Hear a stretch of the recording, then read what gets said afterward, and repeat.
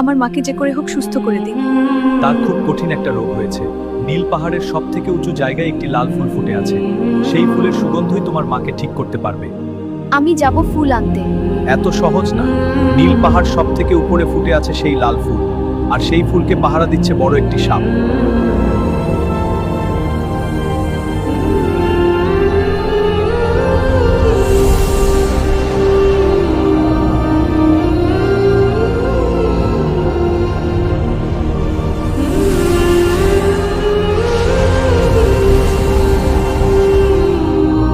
শুধু এটুকুই না, ওখানে যেতে হলে আরো অনেক বাধা আছে।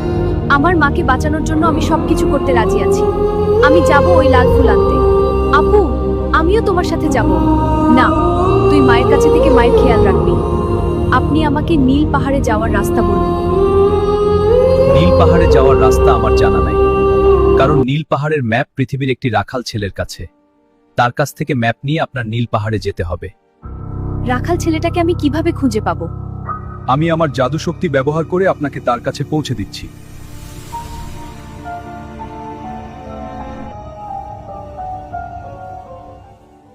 তুমিই কি সেই রাখাল যার কাছে নীল পাহাড়ে যাওয়ার ম্যাপ আছে?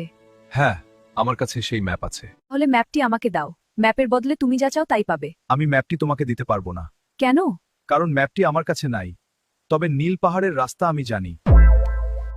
তাহলে তুমি আমার সাথে চলো। ওখানে যাওয়ার মানে নিজের সর্বনাশ নিজেই ডেকে আনা। ওখানে যেতে 10 দিন লাগে। ওই 10 দিনে হাজার হাজার বিপদ সামনে আসবে, তাই আমি যেতে পারবো না। নীল পাহাড়ে যাওয়ার খুবই প্রয়োজন। নীল পাহাড়ের উপরে লাল ফুলের ঘ্রাণ বাঁচাতে পারবে আমার মাকে। আমার ওখানে যাওয়া খুবই দরকার। দয়া করে আমার সাথে চলো। হ্যাঁ, আমি যাব তোমার সাথে। তবে একটা শর্ত আছে, আমি যা চাইবো তাই দিতে হবে। ঠিক আছে।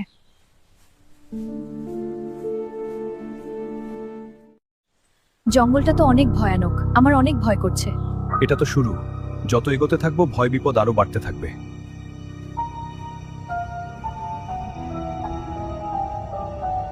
এই রাতের বেলা তোরা কোথায় যাস?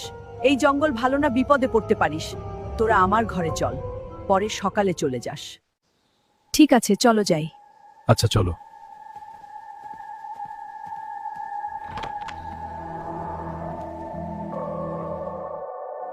জানি না কত দূর থেকে এসেছিস। খাওয়া দাওয়া করে তারপর একটু আরাম কর।